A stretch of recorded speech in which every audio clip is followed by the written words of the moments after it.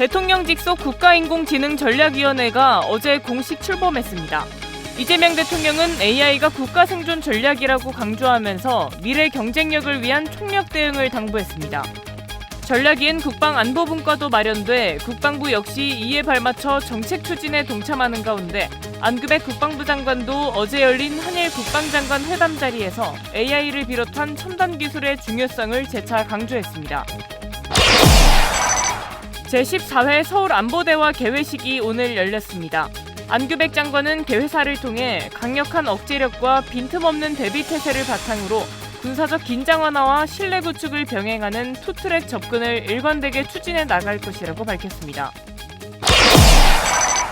김규하 육군참모총장이 어제 육군 5사단을 찾아 AI 기반 GOP 과학화 경계작전 시범부대와 드론을 제작, 정비, 교육하는 드론 공작소를 현장 점검했습니다. 시청자 여러분 그리고 국군장병 여러분 안녕하십니까? 9월 9일 KFN 뉴스 시작합니다. 정부가 국가 AI 전략위원회를 출범시키며 대한민국을 인공지능 강국으로 키워내겠다고 선언했습니다. 이재명 대통령은 AI가 국가 생존 전략이라고 강조하며 미래 경쟁력을 위한 총력 대응을 당부했습니다. 국방부도 이 같은 추진 방안에 적극 동참해 국방 외교 활동에 접목하고 나섰습니다. 오늘 첫 소식 윤현수 기자입니다. 정부가 국가 AI 전략위원회 출범식을 열고 인공지능을 국가 차원의 핵심 의제로 격상했습니다. 이재명 대통령은 AI가 단순한 기술 혁신을 넘어 안보와 경제, 국민 삶을 송두리째 바꾸는 시대적 전환점이라고 강조했습니다. AI 같은 첨단 기술은 국력이자 경제력이고 곧 안보 역량이기도 합니다. 도태할 위협에 노출된 추격자 신세가 될 것인지 무한한 기회를 누리는 선도자가 될 것인지 우리 대한민국은 거대한 역사의 변곡점 위에 서 있습니다. 이 대통령은 대한민국을 AI 3대 강국으로 도약시키겠다는 비전을 제시했습니다. 특히 모두를 위한 포용적 AI, 민관이 함께하는 원팀 전략, 사회 전반 시스템 정비, 국토 균형 발전이라는 4대 원칙을 강조하며 미래 전략을 구체화했습니다. 이 같은 흐름은 국방 분야에서도 이어졌습니다. 안규백 국방부 장관은 10년 만에 방한한 나카타니겐 일본 방위상과 회담을 갖고 AI와 무인체계, 우주 등 첨단 과학기술 협력 방안을 논의했습니다. 양 장관은 급변하는 안보 환경 속에서 첨단 기술 분야의 상호 협력을 강화하고 한일, 한미일 협력을 안정적으로 추진해 나가기로 뜻을 모았습니다.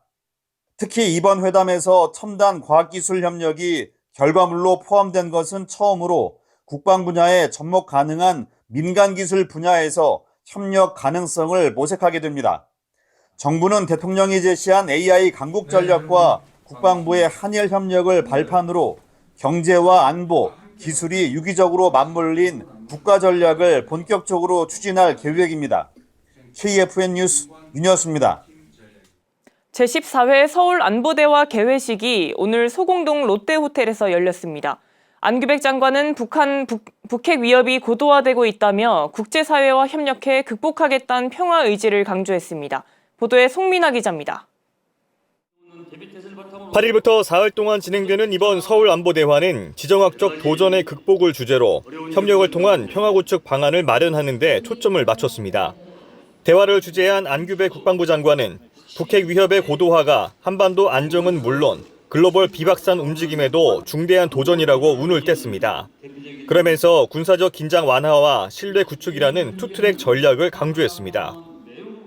대한민국은 강력한 억제력과 빈틈없는 대비태세를 바탕으로 군사적 긴장 완화와 신뢰 구축을 병행하는 투트랙 접근을 일관되게 추진해 나갈 것입니다.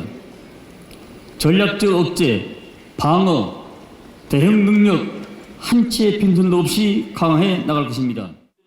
안 장관은 특히 글로벌 시장에서 주목받고 있는 K방산을 국제 기술 표준으로 발전시키겠다는 큰 그림을 설명해 주목받았습니다. 개방적이고 탄력적인 생태계를 조성해서 공동 개발, 공동 생산, 공동 유지 협력을 확대하고 수출부터 품질, 후속 군소에 이르기까지 방산 신뢰 패키지를 구축해 나갈 것입니다. 이어 지정학적 완화와 전략적 안정의 회복을 주제로 본회의가 열렸습니다. 지정학적 경쟁의 주요 원인을 진단하고 지역별 양상에 대한 거시적인 분석이 논의 중점 사항이었습니다. 패널로 참석한 길베르토 페오도로 필리핀 국방장관은 중국을 예로 들며 개별 국가의 분쟁에 관여하지 않는 다극주의를 경계해야 한다고 말해 참석자들의 공감을 이끌었습니다. In the South China Sea, the Chinese government insists on its claim to, quote, historic rights, unquote. Within the Nine-Dash Line, which was invalidated, their maritime expansionism also extends beyond the South China Sea. And looking back on the development of their claim to the 또 영내 국가 사이의 신뢰를 회복하고 포괄적인 안보 연대를 구축하기 위해 참석자들은 다양한 방안을 제시하기도 했습니다. 서울안보대화는 국방부가 지난 2012년부터 매년 주최하고 있는 다자 안보회의체로 세계 각국 국방 관료와 안보 전문가들이 모여 건설적인 토론을 진행하고 있습니다. 올해 서울안보대화는 급변하는 글로벌 안보 환경 속에 평화를 향한 국제사회의 협력 의지가 돋보였습니다. KFN 뉴스 송민아입니다. 서울 안보대화를 맞아 국방부 장관과 차관의 활발한 안보 외교 활동도 이어지고 있습니다. 행사 1일차였던 어제 오후 참가국 고위 관계자들과 회담을 가지며 국방과 방산 분야 협력을 이어갔습니다. 관련 내용 백재훈 기자가 보도합니다. 안규백 국방부 장관은 어제 서울 안보대화에 참석한 길베르토 테오도로 필리핀 국방장관과 양자회담을 가졌습니다. 양국 장관은 이 자리에서 영내 정세와 양국 국방 및 방산협력 발전 방향에 대해 의견을 나눴습니다. 특히 올해 6월 진행한 FA 52차 계약을 비롯해 필리핀군 현대화 사업에 우수한 한국 기업들이 참여하면서 필리핀 안보 역량 강화에 기여하고 있다고 평가했습니다. 안 장관은 필리핀이 아시아 국가 중 최초로 6.25 전쟁에 참전한 국가이자 유엔사 회원국으로 참여하고 있음에 감사를 표하며 향후 양국 방산협력의 확대를 기대했습니다. 같은 날 이두희 국방부 차관은 튀르키예 및 핀란드 국방차관과 양자회담을 가졌습니다. 무사 해입의 튀르키예 국방차관과의 회담에서 국방과 방산 전 분야에 걸친 양국 사이 협력을 바탕으로 전략적 동반자 관계를 더욱 발전시켜 나가기로 했습니다. 이와 함께 에사 풀키넨 핀란드 국방차관과의 회담을 통해 K9 자주포 96문 수출을 계기로 확대되고 있는 양국 방산협력을 높이 평가하며 변화하는 국제안보 환경 속에서 협력을 더욱 강화해 나가기로 했습니다. 한편 서울 안보대화 이틀차를 맞은 오늘 안보외교 활동은 계속해서 이어집니다. 안규백 장관은 한 나토 국방장관 회담을 시작으로 몽골, 크로아티아, 남아프리카 공화국 국방장관과 회담을 진행하며 국방과 방산 협력 발전 방안을 논의합니다. KFN 뉴스 백재웅입니다.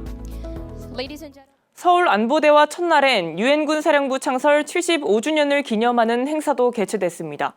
안규백 국방부 장관은 대한민국의 자유와 평화를 지켜준 유엔군 참전용사들에게 감사함을 전했습니다. 이태검 기자입니다. 75년 전 한반도의 자유와 평화를 수호하기 위해 함께 피 흘렸던 6.25 전쟁 참전국과 유엔군 사령부 회원국들이 다시 한자리에 모였습니다.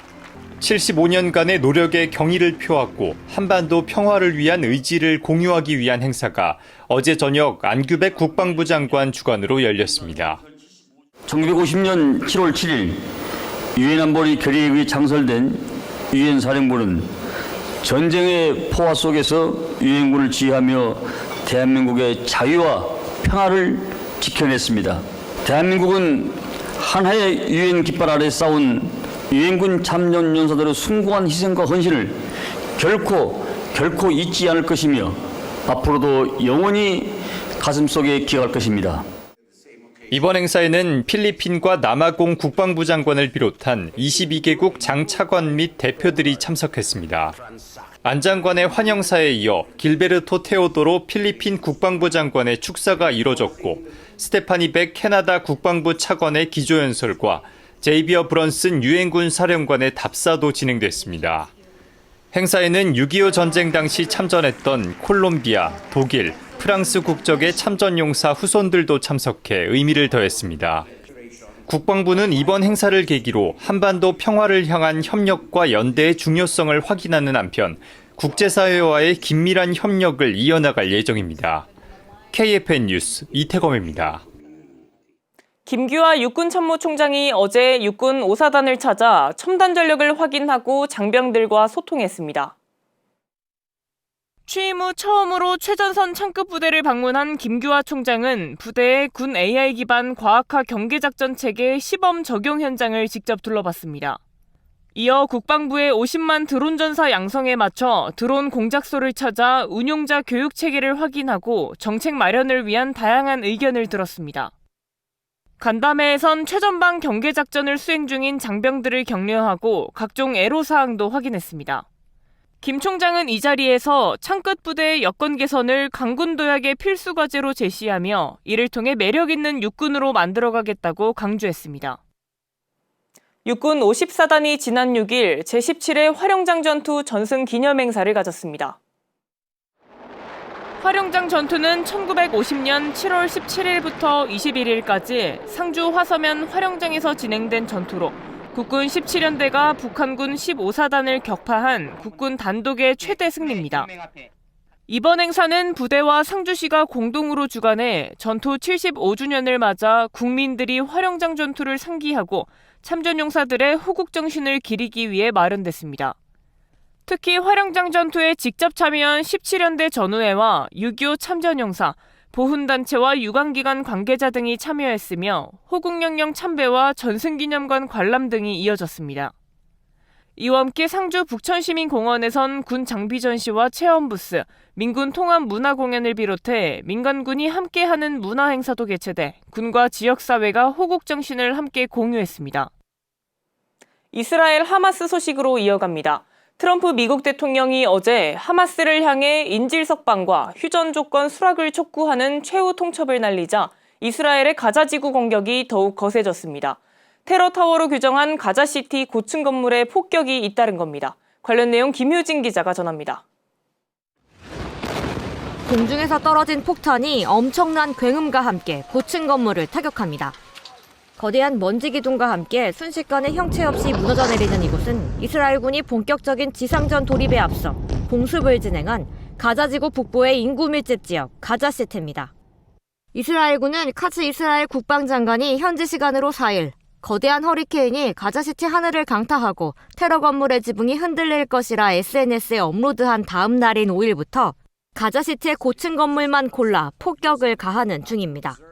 8일엔 성명을 발표했는데 하마스가 가자시티에서 사용하던 고층 건물을 공습했다며 하마스의 정보 수집 수단과 폭발 장치, 관측소 등이 표적이었다고 밝혔습니다. 외신들은 가자시티의 민간인이 남부로 피란을 떠나도록 유도하는 동시에 하마스가 억류인질을 석방하도록 압박하려는 의도가 담긴 것으로 풀이했습니다. 실제로 베냐민 네타냐후 이스라엘 총리는 영상 성명을 통해 우리는 며칠 전 약속대로 가자시티의 테러 감시탑을 무너뜨리고 있다며 이 모든 일은 지상기동의 서곡일 뿐 가자시티의 주민들은 그곳을 떠나라고 촉구했습니다. KFN 뉴스 김효진입니다.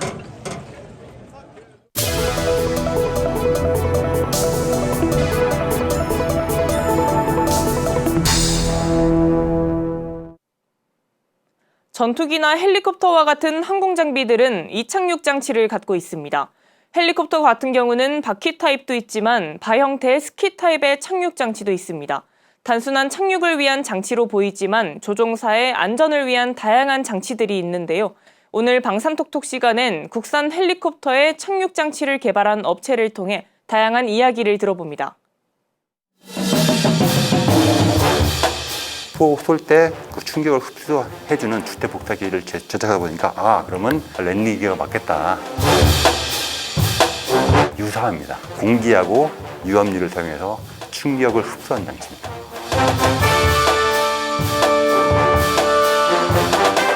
랜딩 기어는 헬기가 지상에 착륙할 때 제일 여러 가지 목적이 있습니다. 제일 첫 목적은 헬기가 지상에 착륙할 때 안전하게 헬기에 가지고 있는 운동에너지를 최대한 많이 흡수할 수 있도록 설계가 되고, 다음으로 또 랜딩 기어에 휠, 타이어, 브레이크가 붙어갖고 지상 운영이 가능하도록 설계되고, 또한 그 지상 제동이 가능한 것으로 설계가 되고 있습니다. 이제 크게 보자면 먼저 전투기 랜딩 기어는 이륙 후에 그 랜딩 기어를 동체로 인입합니다. 왜냐하면 전투기는 속도가 빠르기 때문에 그 랜딩기가 밖에 나와서 기동하게 되면 기체가 원래 가지고 있는 항력의 2배 이상 발생하거든요. 그 항력을 최소화하기 위해서 랜딩 기어를 동체로 인입하는 기능을 가지고 있고, 그런데 헬기 랜딩 기어는 거의 대부분 그 가지고 있지 않습니다. 특히 군용 헬기는 인입하는 기능을 가지고 있지 않습니다. 그리고 두 번째로 그 우리 헬기 랜딩 기어는 내추락 기능을 가지고 있습니다. 전투기 같은 경우는 구조적인 문제나 어떤 전 장비성의 문제 또는 적 탄환에 피탄되었을 때 더 이상 조정이 불가능하다고 판단됐을 때 조종사가 사출 좌턱을 통해서 탈출하는 기능이 있습니다.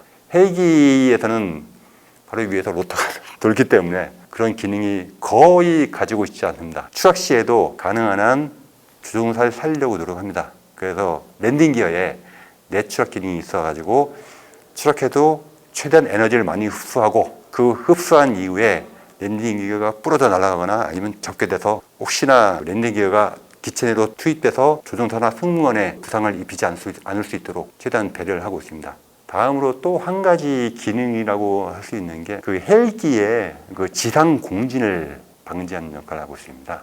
이런 경우는 많이 안 생기는데 헬기는 보통 로터가 달리기 때문에 로터의 회전수가 혹시나 기체하고 랜딩 기어의 공진수하고 일치가 되게 되면 지상에서 서 있을 때 갑자기 헬기가 파괴되는 그런 현상을 보여줄 때도 있습니다. 그걸 방지하기 위해서 개발 단계에서 그 헬기 로터의 공진을 피하기 위해 랜딩 기어를 이렇게 설계하고 있습니다. 두 가지 최대 차이점은 지상 운용 기능이라고 볼 수 있어요. 헬기가 자기 혼자 활주로에서 이동할 수 있게끔 하기 때문에 중형 헬기 이상은 수류나 LH 같은 휠 타입 랜딩 기어를 가지고 있습니다. 오베엔디나 코브라 같은 중소형 헬기들은 스키 타입을 가지고 있고요. 그러니까 수리온, UH-90, 시누크 같은 경우도 당연히 휠 타입 랜딩 기어를 가지고 있습니다. 충격을 흡수하는 랜딩 기어 본연의 기능에는 휠 타입이 훨씬 유리합니다. 그래서 중대형 헬기부터는 당연히 휠 타입 랜딩 기어를 사용하고 있고요. 충격량은 여러 가지로 표현을 할 수 있거든요. 예를 들면 헬기의 착륙 속도 또는 G값으로 표현하기도 하는데 저희는 주로 보통은 헬기의 하강 속도를 표현하고 있습니다. 예를 들어서 1톤의 자동차가 현재 100km/h로 주행하고 있는데 그 에너지를 0.1초, 0.2초 내에 그 에너지를 다 흡수하도록 설계되어 있습니다. 보통은 저희가 개발을 할 때 일반적인 헬기 랜딩 기어가 저희는 트라이 사이클 타입이라고 하는데 뒤에 큰 랜딩 기어 2개가 있습니다. 그럼 저희는 주륜, 메인 랜딩 기어라고 하고 앞에는 노즈, 코 쪽 노즈, 전륜 랜딩 기어라고 합니다. 그리고 보통은 랜딩 할 때 먼저 메인 랜딩 기어가 먼저 땅에 닿고요. 충격을 흡수하고 다음으로 노즈 랜딩 기어가 땅에 닿습니다. 보통 이런 식으로 먼저 착륙을 하고 아니면 노즈하고 메인 랜딩 기어가 같이 땅에 닿는 경우도 있고요. 저희 미르비즈는 솔직히 저는 제가 이룰 수 있는 건 다 이뤘다고 생각해요. 그래서 제가 가지고 있는 경험을 앞으로는 계속 시험 만들어서 우리 후배 사들한테 가능한 한 좀 더 많이 나눠줄 수 있도록 노력하겠습니다.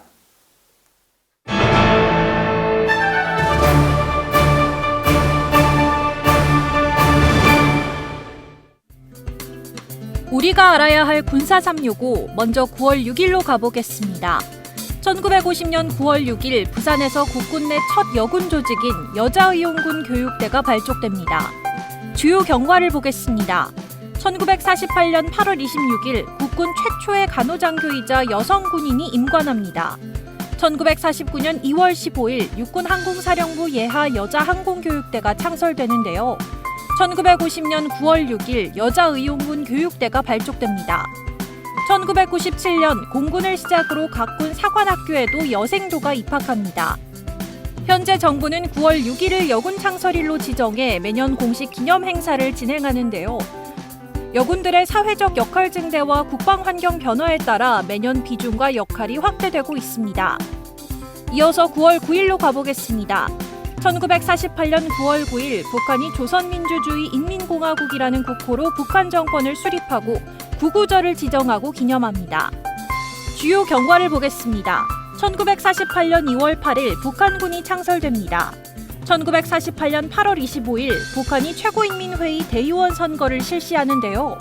1948년 9월 8일 북한 최고인민회의에서 북한 헌법이 승인됩니다. 1948년 9월 9일 조선민주주의인민공화국 창건이 선포됩니다. 1948년 정권을 수립한 북한은 소련과 중국의 지원 아래 1950년 6월 25일 불법 기습 남침을 합니다. 불법 남침 이후 한반도 분단의 비극적 역사가 만들어지는데요. 하지만 지금도 북한은 계속 핵과 미사일 개발을 위한 군비를 확충하고 있습니다. 이어서 9월 15일로 가보겠습니다. 1950년 9월 15일 국군과 유엔군이 6.25 전쟁의 대전환을 이룩한 인천상륙작전을 성공적으로 개시합니다. 주요 경과를 보겠습니다. 1950년 7월 23일 메가더 장군의 지시로 상륙작전의 계획이 수립됩니다. 1950년 8월 초 미 극동군 사령부가 상륙 지점을 인천으로 확정합니다. 1950년 9월 15일 인천 상륙작전이 개시되고 서울 탈환 작전이 전개돼 9월 28일 서울 탈환이 완료되는데요. 1951년 2월 10일 제2차 인천 상륙작전으로 1사 후퇴 이후 인천이 재탈환됩니다. 인천 상륙작전을 계기로 우리 군은 전쟁의 분위기를 수세에서 공세로 전환했습니다. 또한 전장 주도권을 장악해 반격작전과 북진의 발판을 마련했는데요. 따라서 인천 상륙작전은 상륙작전에 불리한 환경을 극복하고 이룩한 20세기 최고의 작전 중 하나로 평가됩니다. 평화와 자유는 쉽게 얻어지는 것이 아니다.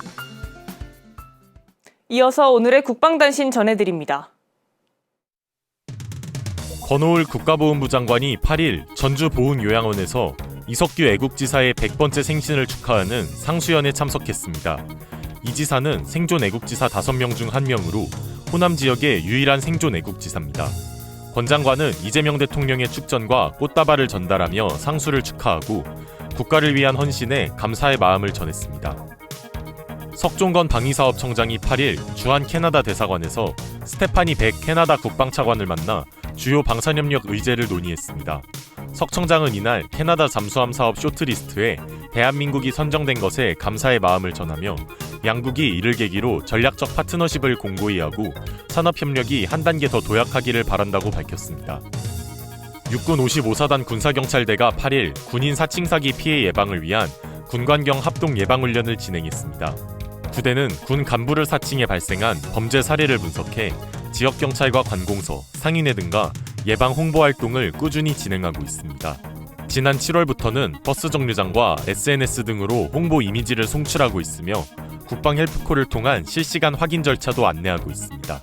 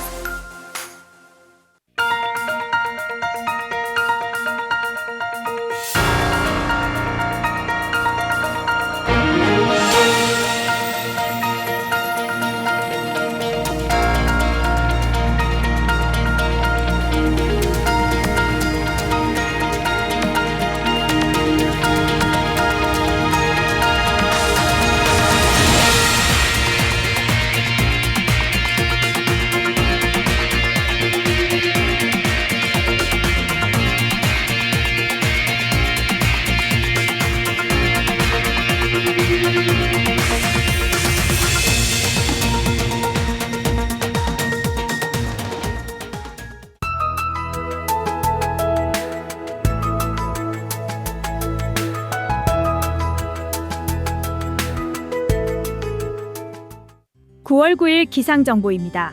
남해안에서는 빗줄기가 강약을 반복하고 있어 출근길 교통안전에 각별히 유의하셔야겠습니다. 자세한 날씨 알아보겠습니다. 오늘 예보입니다. 오늘 경기는 오전, 충청은 오후까지 약한 비가 이어지다가 점차 갤 것으로 예상됩니다. 또한 전라와 경상의 남부 지역을 중심으로는 여전히 정체전선이 남아있어 강수가 이어지겠으며 특히 남해안 지역은 최대 100mm 이상의 강한 비가 예상되는 만큼 철저한 대비가 필요하겠습니다. 내일 예보입니다. 남부 지역 강수는 내일 새벽까지 이어질 것으로 예상되며 나머지 지역은 대체로 맑은 가운데 오전 내륙 일부 지역에 안개가 발생할 수 있겠습니다. 내일 아침 최저기온은 서울 20도, 원주는 16도로 예상되며 한낮 최고기온은 서울 32도, 부산은 28도가 예상됩니다. 작전 기상입니다. 오늘은 충청 이남에서 강수가 이어지면서 강수 및 뇌호, 저온고 등으로 인해 항공작전에 일부 제한이 있겠습니다. 주간 기상 전망입니다. 금요일 오후까지는 대체로 맑은 날씨가 예상되는 가운데 내륙 일부 지역에 안개가 발생할 수 있겠습니다. 이후 금요일 야간과 토요일 사이에 한 차례 기압골의 영향을 받으면서 중부 지역을 중심으로는 강한 비가 예상됩니다. 산사태 등 추가 피해가 발생하지 않도록 주의하시길 바랍니다. 이상 공군 기상단 제공 기상정보였습니다. 이것으로 KFN 뉴스를 마칩니다. 시청해주신 여러분 고맙습니다.